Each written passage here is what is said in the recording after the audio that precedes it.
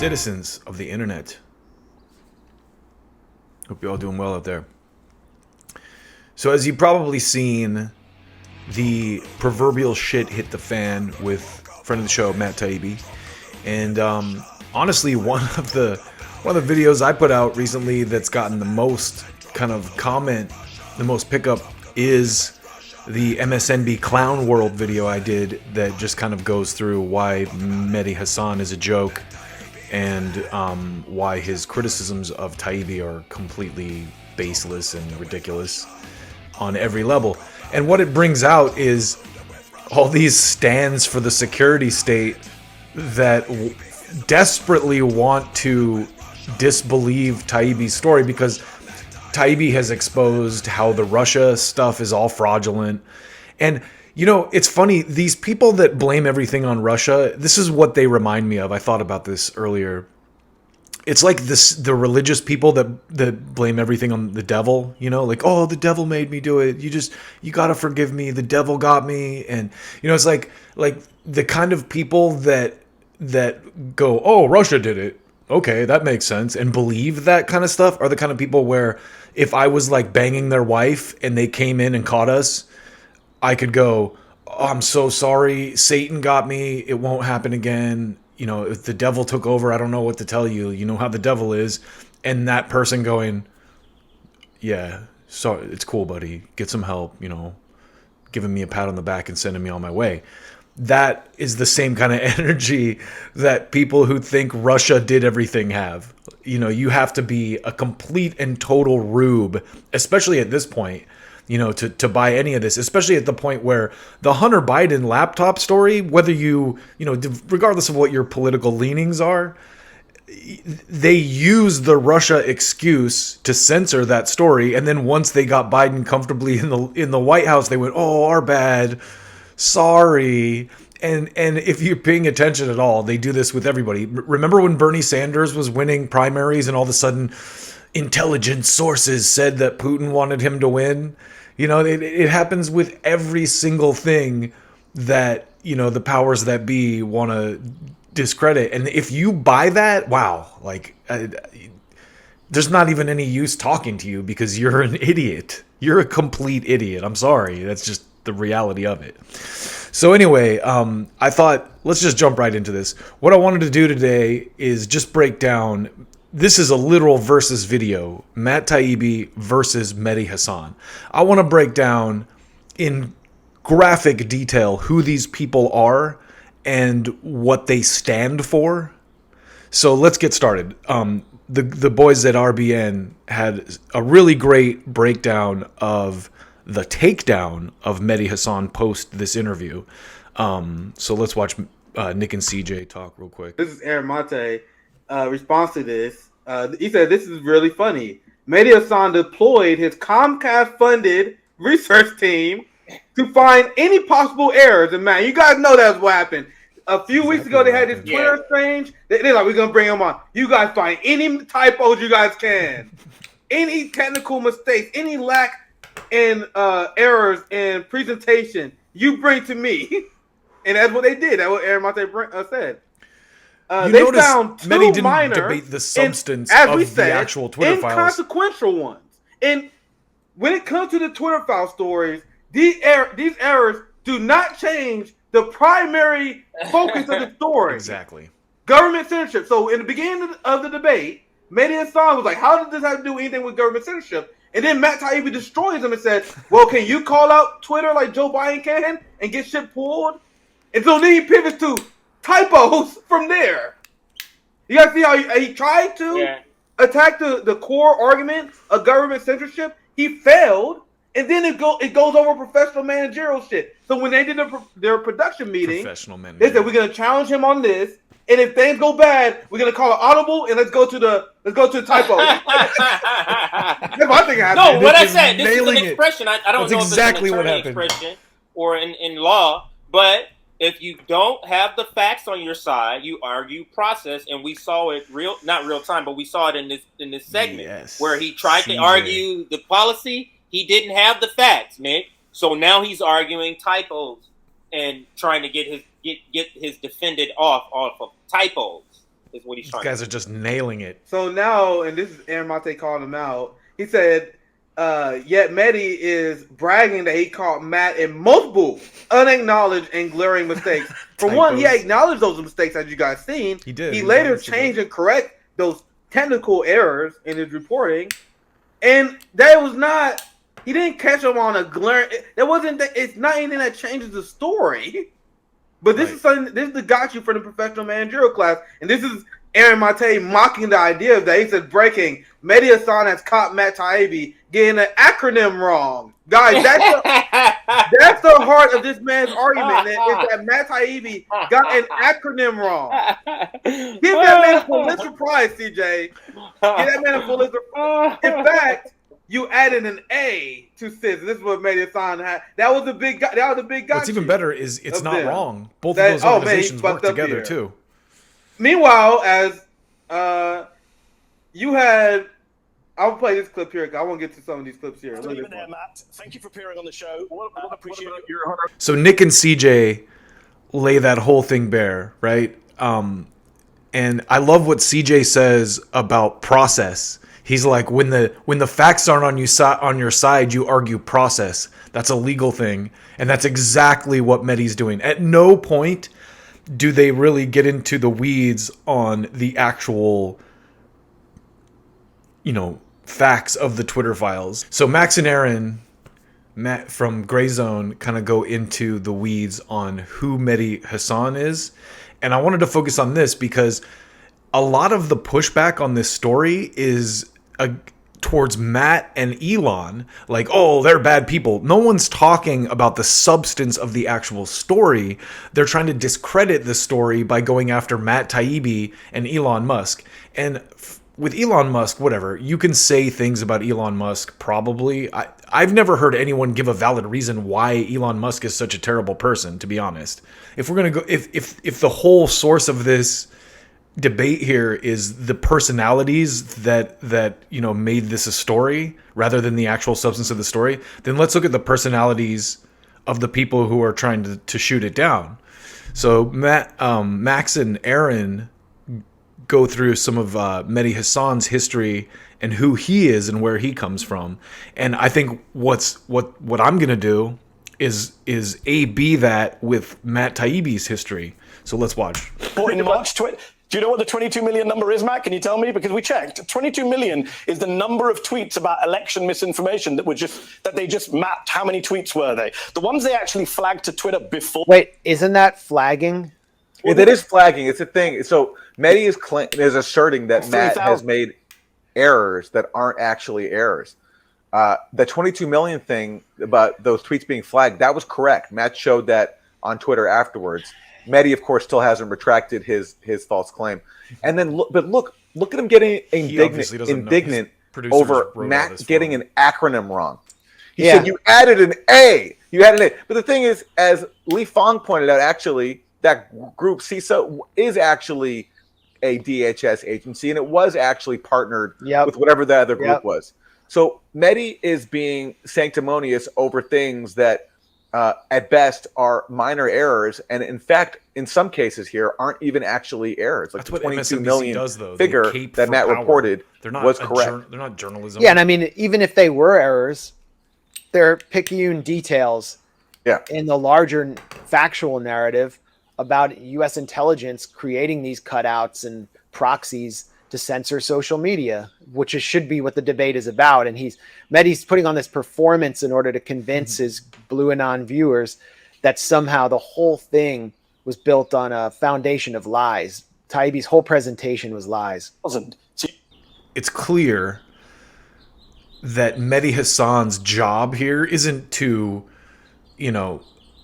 report on the actual substance of the story. His job is to assault the character of Matt Taibbi and to try and figure out ways to discredit this story, which is an odd place for a journalist to be. He's, instead of speaking truth to power, he's sucking dick to power. And it's funny to watch, Democrats, honestly, over the last 8 years, completely come full circle to be the authoritarians they claim to hate so much. and to respect this kind of quote unquote journalism as a thing. MSNBC is what Fox was 10 years ago. And the reality is, I quote this all the time, but if you're doing journalism, you know, news is something someone doesn't want published. Everything else is advertising. So this guy's doing advertising. Anyway, here's what Max and Aaron have. I'm going to say about I wasn't there during that period. I haven't said anything about Hunter Biden laptop, which of course is a lot. Yeah, I mean, he never will challenge power in any meaningful way. He'll only challenge power if it's Republican power, right-wing Republican power. I mean, he even shines the shoes of the uniparty Republicans as long as they're anti-Trump. Like, he'll be, I mean, I wouldn't be surprised if he had Liz Cheney on at some point to praise her. But, you know, he loves NATO. He loves the new Cold War. But that's MSNBC. But where did Mehdi come from? I mean, how do you go from... he was in D.C. not too long ago at Politics and Prose, the main kind of liberal political bookstore here that hosts book talks. And who was his host and interlocutor when he was on stage there? For a packed room, it was former White House press secretary Jen Psaki. So that's where Mehdi has found himself. But where does he come from? He comes from a very weird background where not too long ago he was actually trying to ingratiate himself with religious fundamentalists and bashing many of the concepts that define MSNBC viewers. Here's Mehdi as a hate preacher at a London mosque attacking non-Muslims. Islam, to believe is to know. And he was like at the New Statesman at the time. That is what it fundamentally comes down to. It is to remain ignorant, to cover up knowledge. After all, what is kafir? Kafir comes from the root word, which means to cover up, to conceal. The kafir is the one who covers up that knowledge which is clear. The French Orientalist scholar Lamens, he once wrote that the Quran is not far from considering unbelief, disbelief, as an infirmity, as an illness, as a disease of the human mind. SubhanAllah. Non-Muslims point this out to us. Yes, they have. I mean, he's talking about MSNBC viewers. The atheists who remain deaf and stubborn to the teachings of Islam, the rational message of the Quran, they are described in the Quran as, quote, a people of no intelligence. Allah describes them. So this was no him. This is Mehdi Hasan speaking in 2009. Because they are incapable of the intellectual effort it requires to shake off those blind prejudices. He's calling all non-Muslims cattle in a public speech. This is an MSNBC host. To shake off those easy assumptions about this world, about the existence of God. In this respect, the Quran describes the atheists as cattle. As cattle, as those who go with the crowd, and do not stop and wonder about this world. Ulama unanimously agree. That's him. The same guy who chewed out Matt Taibbi. This is him. That at the very minimum, if Yazid was not a kafir, then at the Yazid is like the evil satanic figure of Shia Islam. minimum, he was a fasiq, a transgressor, a breaker of Islamic laws, a corrupt individual, a tyrant, a killer, a drunkard, a dog lover, a music lover, a homosexual, a pedophile, a sexual deviant, someone who slept with his own mother. Let's hear that again. Unanimously agree that Let's at the hear that very again. minimum, A music if Yazid was lover, not a kafir, then at the very music minimum, loving and dog loving. he was a fasiq, a transgressor, a breaker of Islamic laws, a corrupt individual, a tyrant, a killer, a drunkard, a dog lover. Wait a minute. MSNBC watchers love dogs. Mehdi is saying that Satan is a dog lover. And if you're a dog lover, you're satanic. They love walking their golden retrievers around to their dog parks and stuff. A music lover. Wait, Satan's a music lover. What's wrong with music, Mehdi? I guess Mehdi doesn't like put his iPods in and listen to some like Coldplay or something before he's like going to dress down Taibbi. A homosexual.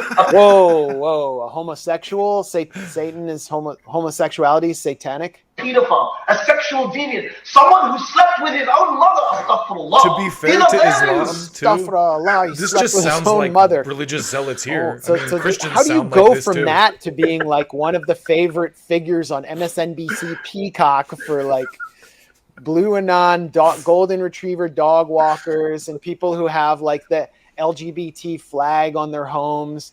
Like, how do you do that unless you were like the most aggressive, shameless opportunist on the planet? And I should note, Mehdi did apologize for saying homosexuality is satanic on his lobbying campaign to be an MSNBC host, but he never apologized for saying loving dogs is satanic or that loving music is satanic. I mean, if you love John Coltrane, you are a Satan worshiper, according to that speech.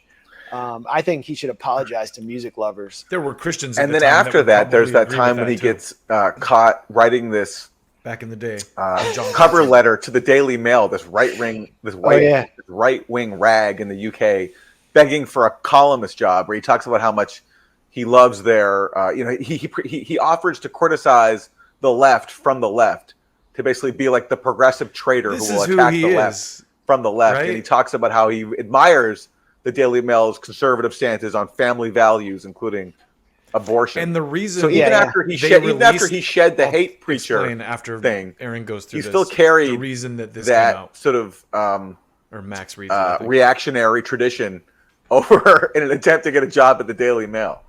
And this is a lot of what he did when he was at The Intercept, which is like to attack the anti-imperialist left from the left. But so this is when he was trying to make his way back in 2009 in the UK, and he writes to the opinion editor of the Daily Mail, like offering himself up, offering his services. My name is Mehdi Hasan, and I'm the Daily Statesman's senior political editor. And he said, Peter Oborn suggested I drop you a line because I'm keen to write for the Daily Mail. Although I'm on the left of the political spectrum and I disagree with the Mail's editorial line on a range of issues, I've always admired the paper's passion, rigor, boldness, blah, blah, blah. Basically sucking up to you, vitally important role in the national debate, blah, blah. He praises their outspoken defense of faith and Christian culture in the face of attacks from militant atheists and secularists, a.k.a. MSNBC watchers. And I am not a labor tribalist. I'm ultra critical of the left. Okay. Yes. Especially on social and moral issues. Yes. Where my fellow leftists and liberals have lost touch with their own traditions and the great British public. So he's a social traditionalist, social conservative. So he says that I could therefore write pieces for the Mail critical of labor and the left from inside labor and the left. Basically, as the left traitor writing for a Murdoch publication. That's how he was positioning himself. And here's the real icing on the cake. I am also attracted by the Mail's social conservatism on issues like marriage, the family, abortion, and teen pregnancies. I'd like to write a piece for the Mail making the left-wing case against abortion. So I think he should write it for MSNBC.com. And also why gay men should not be allowed to have civil marriage rights in the United States. Yeah. By the way, you're not even an American. What are you doing telling us what to do with your British accent? Like, I thought we kicked the British out of here, Mehdi. Honestly, Max, my conspiracy theory has always been that the powers that be, who are really trying to discredit the actual left, see this annoying British guy who's so cocky, so full of himself, but yet constantly proclaims himself to be the representative of the left. So in their bid to undermine the real left, they put him forward. They give him an MSNBC show. They give him a column at The Intercept to say, look, this is what this is what the face of leftism is. This snobby, cocky, Oxford-educated Brit. That's what the left is. And accordingly, anybody who could possibly be attracted to the left will be repelled by what they see. That's my conspiracy theory. I don't think he's completely wrong. Who Mehdi really serves, aside from himself. I guess. I think, what he does is he plays off of diversity politics to appear as left-wing, but he's not very left-wing. And he's just seeking to serve one side of the establishment. Without the same erudition as Fareed Zakaria, another kind of. So, the reason I wanted to go through all that, and Max and Aaron do a great job of just kind of detailing what a fake Mehdi Hasan is. I mean, he's a company man, which is fine. Hey, in media it's different though, because he's the liar, and he's lying at the behest of the people who pay his checks to smear someone like Matt Taibbi, who's an honest guy doing honest journalism. And of course he's making a lot of money doing what he's doing. I mean, he sells news. He sells stories. But the difference between Taibbi and Mehdi Hasan is Taibbi exposes powerful people and Hasan sucks their assholes.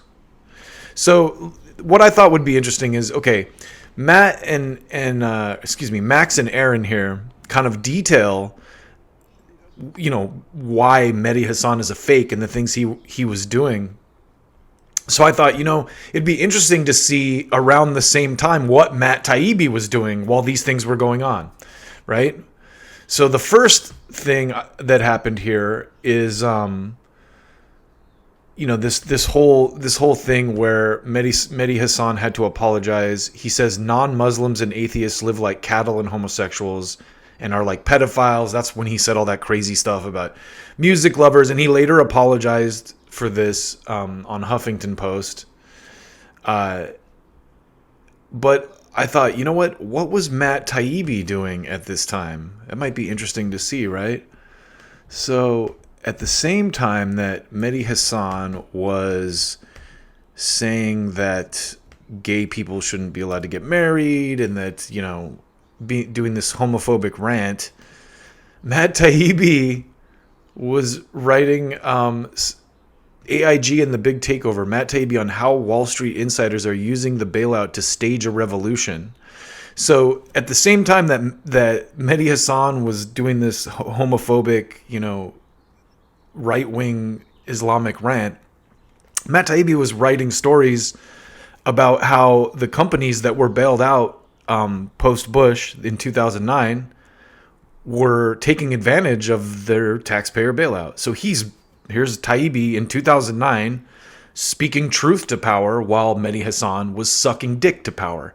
And I mean, that there's this is, we can go throughout history and just document this, and that shows you who these people are at their core.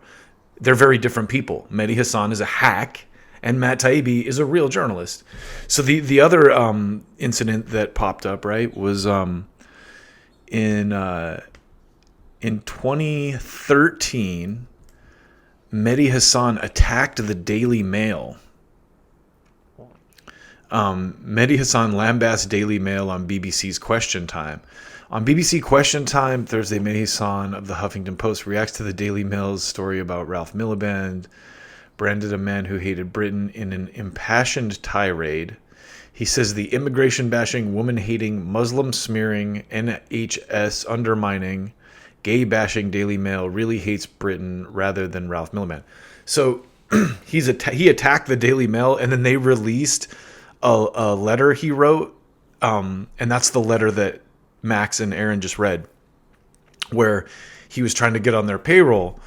And that shows you what a complete fake he is, because he wrote that letter only 3 years earlier. And so what was Matt Taibbi doing in 2013? He was writing a story for Rolling Stone called Ripping Off Young America, the College Loan Scandal. The federal government has made it easier than ever to borrow money for higher education, saddling a generation with crushing debts and inflating a bubble that could bring down the economy. So just keep that in mind. In 2013, Mehdi Hasan was attacking the Daily Mail, who then released a letter of him applying to work for them 3 years earlier and telling them flat out he'll be a fake leftist who promotes social conservatism, like Max and Aaron just illustrated. And Matt Taibbi was exposing the college loan scandal, college loan companies taking advantage of.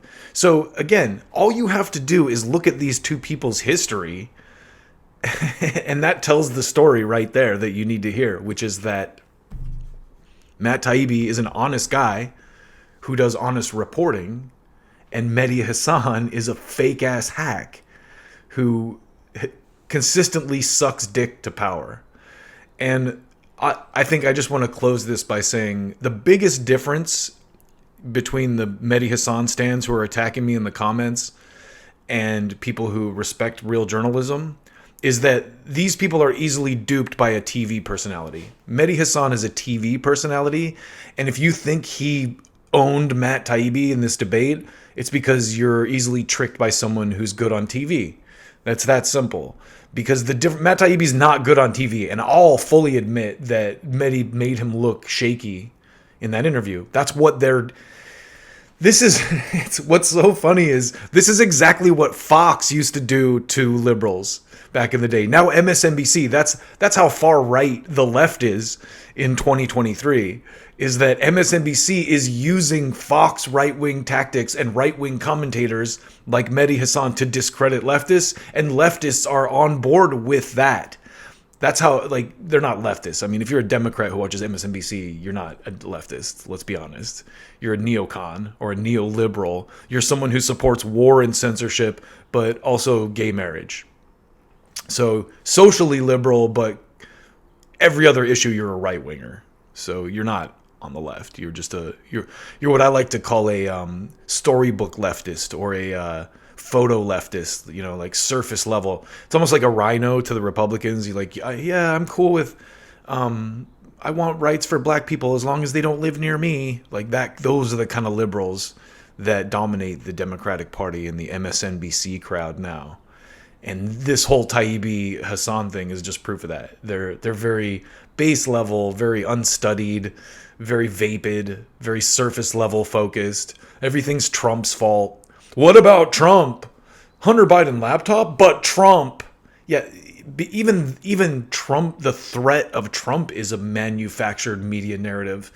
You know, when you really look at it, I remember when he got elected, everyone acted like it was the end of the world and it was Putin's secret spy, and all of that stuff has been widely debunked and disproven, and a lot of people still believe it. And I think that's why there's such a hard pushback to this Twitter files revelation, because it shows how fake all these narratives are and how there was a concerted effort to control all of this. And the people that had that control and have now lost it are freaking out about it and trying to pull that curtain back down. And it's just like, you know, if you side with them over reality, you're the idiot. I'm sorry. Leave all the mean comments you want. It's like being insulted. It's like being accosted by a homeless man in the streets. So anyway, take good care of yourselves, people.